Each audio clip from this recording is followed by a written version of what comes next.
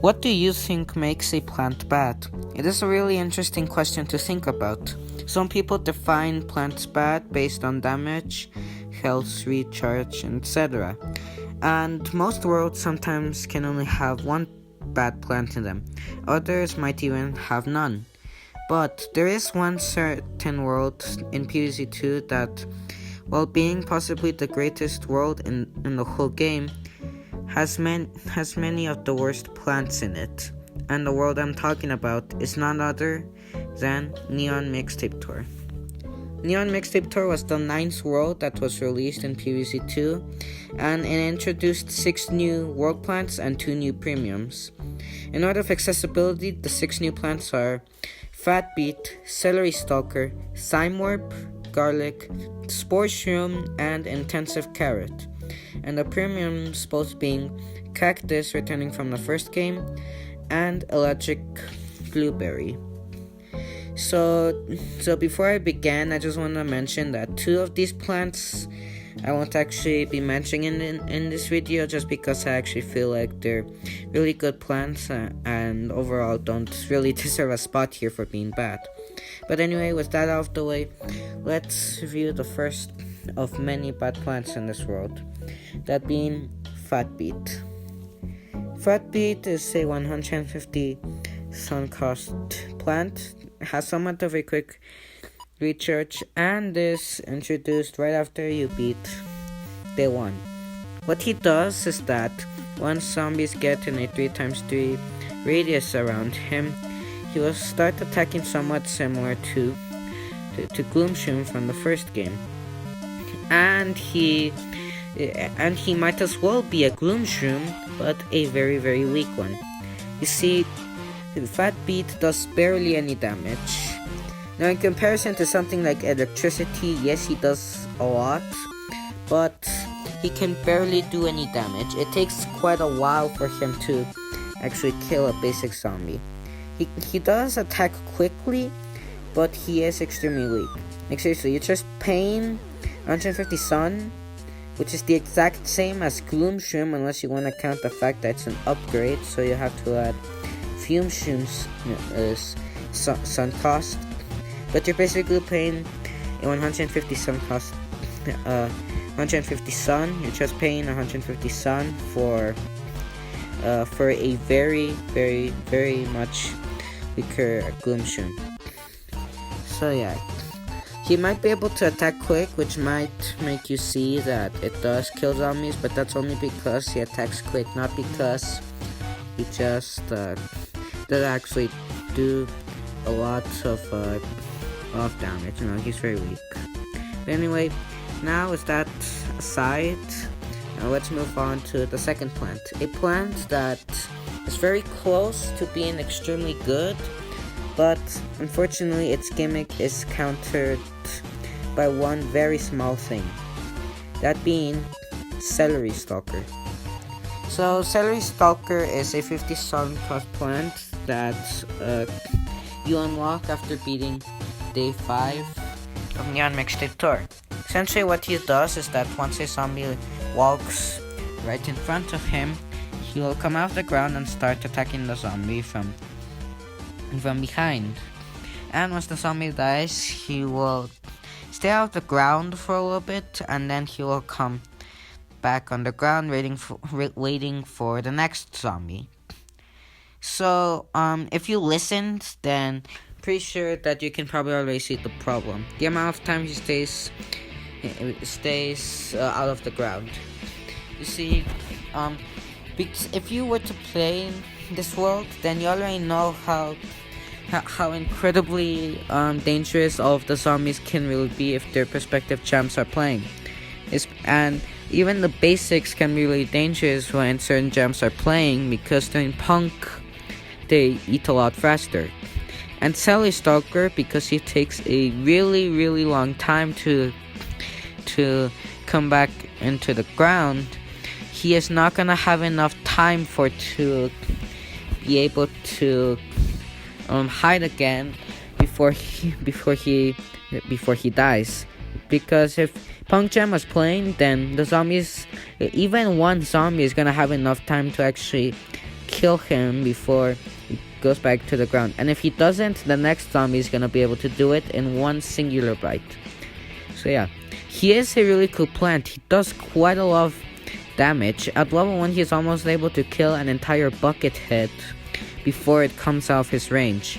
He's a really cool plant, and honestly upsets me that this plant had to be mentioned in this video because I really like him, but his downfall comes from the amount of time it takes for him to go back into the ground.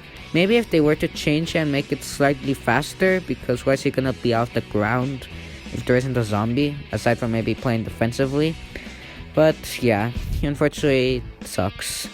And now moving on to our next plant, which is regarded as the worst plant in all of PvZ 2's history, unless you wanna include Scaredy Shroom on this. Garlic. So garlic is the first returning plant from the first game, and also the only plant in this world. And he acts the exact same as his original self from the first game. He still costs 50 sun. His recharge was changed to be really somewhat slow. He still heavily relies on RNG for the zombies to go into the right tile, and a bunch of stuff that the original Garlic had. And like I said, Garlic was a pretty gimmicky plant already in the first game, because you needed to rely heavily on RNG for most of the stuff for it to work. And in this game, he also has it, but he also got a really major downfall in his health. In the first game, Garlic had a decent amount of health actually, but in this game, even with no champs playing, he will still die in about 3 bites because of how much health he has. Yeah, as you can see, he was weakened a lot. Another thing is that, remember how in the first game a Garlic and Bloom Shroom setup was quite really the perfect combo?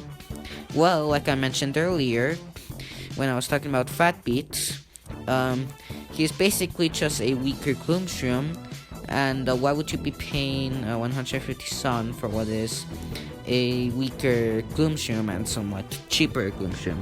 So yeah, because of that, Garlic basically almost has no purpose in this world or in the entirety of the game at all. Like seriously, he has very weak health, his recharge sucks, and a lot of zombies in this world can't even eat him. Like, he was probably introduced at the worst time imaginable because of the zombie eating speed when Metal and Punk Jam are playing. Another thing is that MC Zombie, Arcade Zombie, and Glitter Zombie can instantly destroy them if their jam is playing. So yeah, Garlic is pretty heavily countered, and like I said, he might as well be regarded as the worst plant in this world.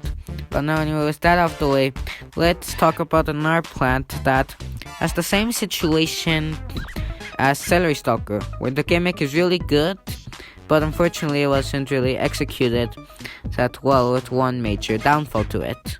That plant being Spore Shroom. So Spore Shroom, like Fat Beat, costs 150 sun and has a somewhat fast recharge. And he's also the first lobbing mushroom, I guess, this game. I'm not sure what you would consider him to be, a lobbing plant or not, but I somewhat do. So anyway, with that out of the way, now let's continue talking about why he is bad. You see, what Spore Shroom does is that once he kills a zombie, if there's nothing on that tower where the zombie died, another Spore Shroom will be placed on that tile, like basically after his death, which is a really cool gimmick. But one thing, if you've played with lobbing plants, then you know that many lobbing plants before Spore Shroom already have one really big problem, that being crowd control. And there is one certain zombie that was introduced at the same time that Spore Shroom was. That zombie being Arcade Zombie. and if 8-bit is playing while arcade machine is still alive, then a lot of 8-bit zombies will spawn from it. And Sportium, of course, can't really do a lot with crowd control. He is still a really cool plant, but unfortunately his introduction and arcade zombies introduction both being paired together, unfortunately, somewhat kills him. Like I said with Cellar Stalker, I hated to include him in this video because since they are really good plants, but unfortunately, one small feature of them, or one small part of this world, essentially kills them. So yeah, and now to finally finish off this video, gonna be having what might just be the most useless plant that has ever been introduced in all of PvZ 2, or even in all of the Plants vs. Zombies franchise as a whole. That being Intensive Carrot. Intensive Carrot is the last plant that you unlock in the next tutorial. He costs 100 sun, has a long recharge, and basically what he does is that if a plant has been eaten, then you can move Intensive Carrot to the same tower it was and revive it. Now, if you take into consideration how much sun you can already get from this game, if you already know how busted Primal Sunflower and Suntree are, then you already know that reviving plants is a useless feature, right? Well, Intensive Carrot does revive plants, but because of the intense amount of sun you can get, there is no purpose to him, as you can quite literally, like if you just lose a winter melon or a coconut cannon, which are very expensive plants, because of how much sun there is in this game, you can just go ahead and get enough sun for it to be planted. Another thing is that once Intensive Carrot does revive a plant, their health would be half of what it originally was, meaning that walls are gonna be extremely weak because they don't have their full amount of health when you revive. They only have half of it. So yeah, like I said, Intensive Carrot might as well just be the most useless plant that was ever introduced into this game. On paper, reviving plants doesn't sound like a very bad idea, but in the execution that they decide to do it in this game, particularly because of the amount of sun, yeah, it's not that good. So anyway, now we're gonna be introducing the only premium that's gonna be included for this video, and that being Electric Blueberry. Electric Blueberry is the second premium that was introduced into Neomix's tutorial. His tutorial level is on day 19, and he costs 150 sun, has a very slow recharge, and essentially what he does is that once you spawn him, he will be sleeping. I don't know why, but okay, cool, I guess.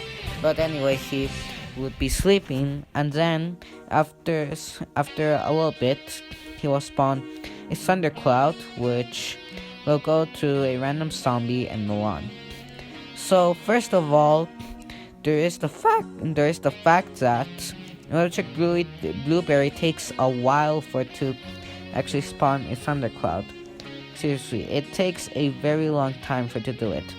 Another thing is that is once again the beloved thing that every single PvZ 2 player loves, RNG. Just like Garlic, Electric Blueberry needs a lot of RNG for what zombie it's gonna target, because it has two options.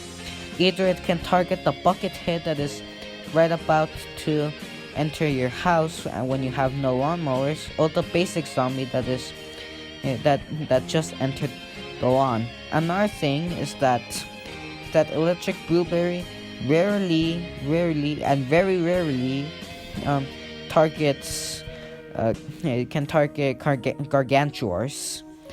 Yeah, unless you have him leveled up, he is never gonna attack any singular gargantuar unless it is the last zombie on the lawn. If he does target a Gargantuar and you have him only at level 1, then you are just lucky, or the Gargantuar is the only zombie that the game decided to send out. Because, yeah, like I just said, he is never gonna target Gargantuars at all, unless you decide to level him up. In conclusion, do all of these plants suck? Yes. Are they very bad? Yes. Are they useless? Not necessarily. Only because these plants are really bad doesn't mean that they're absolutely useless. All of these plants can still be used to their fullest potential. Yup, even you, garlic. Even garlic can still be quite helpful in Jurassic Marsh, and I feel like it probably would have actually been a better world to introduce him, despite the difficulty that the world represents. And Sportsroom can still be used in most levels because of his gimmick, and you can essentially create an entire army of this guy. And Cellar Stalker can still be really effective with zombies, and maybe just plant a wall in front of him while he's still on the ground, or maybe freeze the zombie, etc, etc. But anyway, yeah, it's gonna be it for this video. Like I said, not all of the plants are useless just because they're bad, well, except for maybe one of them. But either way, yeah, that's gonna be it for this video. Keep in mind that everything that stays in this video is just my opinion, and what you think about these plants is also mainly just your opinion. You might think that they're absolutely really good, or might also think that they're really bad. But like I said, this is gonna be it for this video. I hope you guys enjoyed it, and I'll see you next time. Peace.